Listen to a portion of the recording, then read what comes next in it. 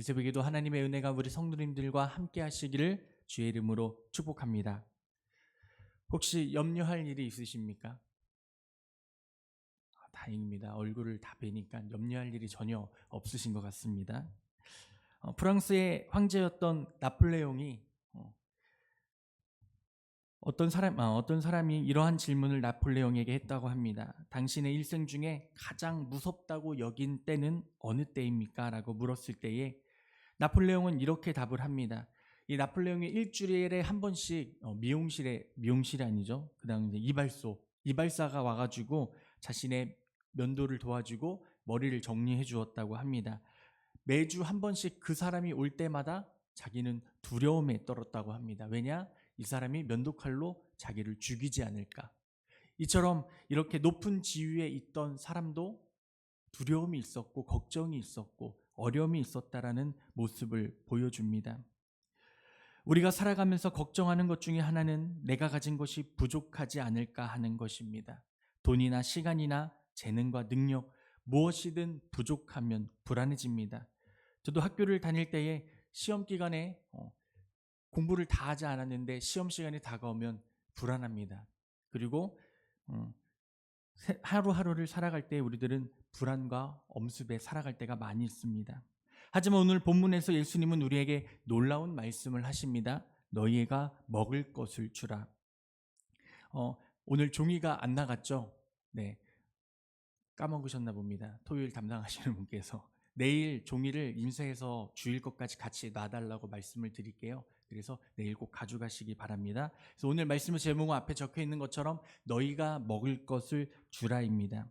우리는 부족한데 예수님은 어떻게 우리에게 이런 말씀을 하실까요? 오늘 주시는 이 말씀을 통해서 우리가 깨달아야 할 교훈을 함께 나누고자 합니다. 어느덧 제자들이 예수님과 함께 했던 시간도 조금씩 쌓이기 시작했습니다. 예수님은 이제 때가 되었다고 생각하셨는지 12명의 제자들을 여러 마을로 보내셔서 하나님의 나라의 복음을 전하고 그리고 병자를 치유하게 하십니다. 곧 예수님께서 지금까지 행하였던 사역들을 제자들도 감당하게 하셨다는 것입니다. 제자들은 여러 마을에서 복음을 전하고 다시 예수님께로 돌아왔습니다. 그러자 제자들의 전도와 그들의 치유 사역을 경험했던 사람들 그리고 그들의 소문을 들었던 많은 사람들이 예수님께로 몰려옵니다. 그리고 예수님은 또 따라오는 무리에게 무엇을 하십니까? 또 말씀을 전하시고 복음을 전파하시며 병을 고쳐주십니다. 말씀에 보면 사람들이 무려 몇 명이 모였다고 기록되어지죠. 5,000명이 모였다라고 기록합니다. 사실 이것은 남자의 머릿수만 센 거지 여자와 어린이까지 포함하면 훨씬 많았을 것입니다. 자, 이제 예수님께서 말씀을 전하시고 계시자 슬슬 해가 지기 시작합니다. 해가 지기 시작하면 무슨 생각이 나죠? 사람들은 점점 배가 고파지기 시작했을 것입니다. 곧 그들에게 걱정이 찾아옵니다. 예수님의 제자들 가운데 이러한 생각들이 나타납니다. 어떻게 이 저녁 식사를 해결해야 할까라는 고민이 생긴 것입니다. 예수님과 12명의 제자들만 있다면 그건 역시 작은 수는 아니었지만 그럭저럭 저녁 식사를 해결할 수 있었을 것입니다. 그런데 그들 앞에는 지금 몇 명이요? 5,000명이 넘는 큰 무리가 몰려와 있습니다. 제자들은 자신을 따라온 이 사람들에게 식사를 대접하는 것에 대해 너무나 큰 부담을 느끼며 예수님께 이러한 제안을 합니다. 우리 12절 말씀을 함께 다시 읽어볼까요? 12절 말씀입니다. 날이 저물어 가매 12사도가 나와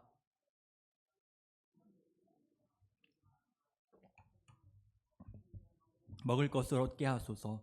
우리가 있는 여기는 빈 들이니이다. 아멘. 즉 이 말의 뜻은 무엇이냐면 예수님 사람들을 마을로 보내서 먹을 것을 사 먹게 하여 주세요라고 이렇게 말하는 겁니다. 조금 냉정하게 평가한다면 이들의 제안은 책임을 피하지 않는 것입니다. 무리들을 데리고 있으면 그들의 필요를 채우고 그들을 안전을 보장해야 할 책임이 예수님과 제자들에게 있었는데 그러나 그들은 흩으면 개인의 안전과 필요는 각자의 책임이 되기 때문에 그러니 이제 제자들은 그 막중한 책임에서 벗어나고 싶었던 것입니다. 그런데 예수님께서는 그들에게 뜻밖의 말씀을 하십니다. 13절에 나오죠. 너희가 먹을 것을 주라. 오늘 묵상의 첫 번째 질문입니다. 왜 예수님께서 제자들에게 너희가 먹을 것을 주라고 말씀하셨을까요? 이 말씀을 들은 제자들은 당황했습니다. 그리고 제자들은 그럴 수 없다는 이유를 이렇게 말합니다. 13절의 뒷부분입니다. 우리에게는 떡 5개와 물고기 2마리밖에 없으니 이 모든 사람을 위하여 먹을 것을 사지 아니하고서는 할 수 없사옵나이다 하니. 참 어리석은 대답입니다. 이 예수님의 제자들이 뭘 하고 왔다고 방금 아까 말씀드렸죠? 예수님의 능력을 이어받아서요, 다른 곳에서 병든 자를 고치고 말씀을 선포하고 왔던 제자들이 바로 이 12명의 제자들입니다. 다른 사람들이 아닙니다. 예수님을 따라다니면서 예수님의 행하신 치유와 기적과 이적을 제일 가까운 데서 보았고 그것을 느꼈고 체험했던 사람들이 이 사람들이었습니다. 하지만 그들은요, 다시금 자신의 눈앞에 펼쳐진 현실과 세상적인 사고에 얽매이게 되어서 예수님이 보여주신 그 모든 기적들을 잊어버리고 다시금 현실을 바라보게 되는, 눈이 변하게 되는 어리석은 행동을 하고 있다는 것입니다. 저도 이 말씀을 묵상하면서 내가 예수님의 제자여서 바로 앞에서 그러한 기적을 보았다면 너희가 먹을 것을 주라고 말씀하셨을 때에 예수님이 행하실 뜻이 있겠구나라고 생각해 봤을 것 같은데, 제자들의 눈앞에 뭐가 보였습니까? 5,000명이 넘는 사람들이 보였습니다. 그리고 자신들이 가진 것, 물고기 5마리와 물고기 5마리가 아니죠. 떡 5개와 물고기 2마리. 제가 예전에 전 교회에서 유치부 설교할 때 거꾸로 얘기해가지고 이거 혼난 적이 있었는데 또 그럴 뻔했네요. 그 현실을 봤을 때에 막막하고, 어떻게 사람의 생각으로는 그 5개와 2개로 어떻게 그 5,000명 이상의 사람을 먹일 수 있을까? 상상할 수가 없잖아요. 그렇기 때문에 나에게 가진 게 너무나 부족해. 이걸로는 아무것도 할 수 없어. 내 힘으로는 불가능하다라는 그러한 부정적인 생각이 이 예수님의 제자들의 마음 가운데 가득 차 있었다는 것입니다. 하지만 우리 성도님들 기억하십시오. 우리 예수님은 우리의 생각과 우리의 계산과 다르게 일하시는 주님이시라는 것을 깨닫는 은혜가 있기를, 우리 성도님들 가운데 마음의 깨달음이 있기를 주의 이름으로 축복합니다. 예수님은 그 작은 보리떡 5개와 물고기 2마리를 손에 들고 하나님께 감사 기도를 드리셨습니다. 그리고 떡과 물고기를 떼어 제자들에게 주시며 사람들에게 나누어 주라고 말씀하십니다. 그러자 어떠한 일이 일어납니까? 놀라운 일이 일어납니다. 모든 사람이 배불리 먹었습니다. 그리고 모든 사람이 배불리 먹은 것으로 끝난 것이 아니라 남은 조각을 거두니 몇 바구니가 찼다고요? 12바구니가 가득 찼다고 말씀합니다. 할렐루야.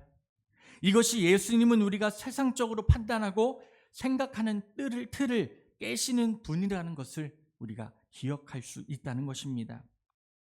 우리의 상식적으로 어떻게 물고기 2마리로, 어떻게 떡 5개로 5,000명이나 넘는 사람들을 먹일 수 있었을까요? 이것이 바로 불가능을 가능케 하시는 하나님의 놀라운 말씀의 역사라는 것입니다. 그래서 오늘 말씀을 통해 예수님은 우리에게 중요한 교훈을 주십니다. 내가 가진 것을 예수님께 드리라. 제자들은 가진 것이 너무 적다고 생각했지만 그것을 예수님께 드렸을 때 어떠한 기적이 일어났습니까? 놀라운 기적이 일어났습니다. 우리의 시간, 우리의 재능, 우리의 물질이 부족하다고 느껴질 때에 그것을 예수님께 드릴 때에 하나님의 놀라운 일이 일어난다는 것입니다. 그래서 책 제목에 이런 게 있잖아요. 기도할 수 없을 때 기도하라. 저는 그것을 파생해서 예배 드릴 수 없을 때 예배하시기 바랍니다. 주님께 드릴 수 없을 때 드리시기 바랍니다. 그때에 갑절로 주시는 주님의 복의 은혜가 우리 성도들 가운데 충만하게 나타날 줄로 믿습니다. 그리고 예수님께 감사하며 믿음으로 행동하시기를 소망합니다. 기적이 일어나기 전에 먼저 감사 기도를 드리시는 하나님이 있었습니다. 기도하십시오. 세상이 깜깜하고 내 앞이 보이지 않을지라도, 나의 육신이 넘어져 힘들지라도 우리도 기적을 경험하기 전에 믿음으로 감사할 때에 문제보다 더 크신 하나님께서 우리 가운데 역사하여 주실 줄로 믿습니다. 그래서 나누면 더 풍성해진다. 너희가 먹을 것을 주라는 이 말씀은 우리에게 나누는 삶을 살라는 의미입니다. 우리가 가진 것을 나눌 때에, 그리고 가진 것에 감사하며 만족할 때에 하나님께서 더 큰 은혜를 우리에게 부어주실 줄로 믿습니다. 말씀을 정리하며 나아갑니다. 혹시 마음에 부족한 게 있으십니까? 우리 삶에 아직도 채워지지 못한다는 것들이 있습니까? 사람은 욕심을 가지고 사는 인간이라고들 이야기합니다. 욕심이 없으면 살 의욕이 없는 사람도 있다고 이야기합니다. 하지만 하나님께서는 우리에게 말씀하십니다. 모든 영유와 욕심과 모든 그릇된 마음들을 주님께 내려놓고 주님께 나오라고 말씀하십니다. 그러면서 우리에게 너희가 먹을 것을 주라고 말씀하십니다. 우리가 가진 것이 아무리 작아도 예수님께 드릴 때에 기적이 일어납니다. 감사하는 마음으로 나누면 하나님께서 더 풍성하게 채워주신다는 것입니다. 여러분의 비어있는 손을 하나님과 사람 앞에 숨기지 마십시오. 그 대신 지금도 여러 가지 면에서 궁핍한 우리에게 풍성한 은혜, 충만한 은혜를 주시는 예수 그리스도를 믿으시기를 바랍니다. 그리고 텅 비어있는 여러분들의 마음과 심령을 주님께 두 손 벌려 주님 앞에 기도하며 나아갈 때에 주님께서 주시는 채워주심과 크신 은혜가 우리 성도님들 가운데 충만하게 나타날 줄로 믿습니다.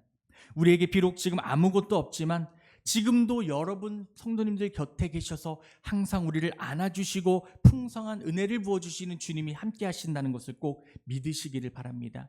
그때에 우리의 가정이 변화될 줄로 믿습니다. 나의 삶이 변화될 줄로 믿습니다. 우리의 교회가 풍성한 하나님의 은혜로 채워질 줄로 믿습니다. 그로 인하여 우리의 삶이 이 땅 가운데에 하나님의 소망으로 가득 차는 축복의 통로가 우리 이 시간 만수교회 성도님들을 통하여 나타나게 될 줄로 믿습니다. 오늘 하루를 살아가면서 이 누가복음 9장 10절에서 17절의 말씀을 통하여 어떠한 묵상을 하고 싶으십니까? 제가 요즘에 이제 저희가 연도가 바뀌면서 말씀 큐티로 이제 설교를 새벽 설교를 준비하잖아요. 저는 항상 설교를 준비할 때에 내가 어려우면 성도님들도 어렵다라는 생각을 많이 갖고 최대한 쉽게 설교를 해보려고 노력을 합니다. 그런데 저희 사역자들이 수요일마다 모여서요, 담임 목사님과 항상 요즘에 이 말씀 2주일치 말씀을 가지고 묵상을 나눠요. 그러면서 얼마나 배우고 깨닫는 게 많은지 모릅니다. 그러면서 오늘도 이 말씀을, 오늘 토요일은 이제 요한 전사님이 말씀을 묵상을 준비하는 날인데 이 말씀을 요한 전사님 준비한 걸 읽으면서 이 전사님은 이런 생각을 하는구나, 이렇게 나눔을 갖거든요. 오늘 제가 말씀을 정리한 것은 제가 묵상한 말씀의 정리가 될 수도 있습니다. 우리 성도님들은 오늘 주신 말씀을 통하여서 어떠한 믿음의 생각과 느낌을 받으셨습니까? 이따가 다시 한번 더 기도하실 때 주님, 내가 이 말씀을 들으면서 이러한 깨달음을 얻었습니다. 주님, 내가 이렇게 살기를 원합니다. 혹시나 내가 이렇게 살지 않지는 않았습니까? 회개하며 나아가오니 오늘 주신 말씀을 묵상하며 결단하며 나아갈 때에 하나님이 부어주시는 그 말씀의 은혜를 다시 한번 깨달을 수 있게 해달라고 기도하시는 은혜가 있기를 주님의 이름으로 축복합니다. 그래서 저는 이렇게 회개합니다. 하나님, 항상 하나님 앞에 나아갈 때에 나의 삶의 부정과 염려와 걱정이 많았음을 기도합니다. 하나님의 자녀들로서 다시 한번 더 거듭나는 믿음 되게 하여 주시고 하나님만을 의지할 수 있게 해달라고, 오늘 하루도 주님 주신 이 복된 은혜 가운데 승리하는 믿음이 되게 해달라고 기도하시는 우리 믿음의 성도님들 되시기를 주님의 이름으로 축원합니다. 기도하겠습니다.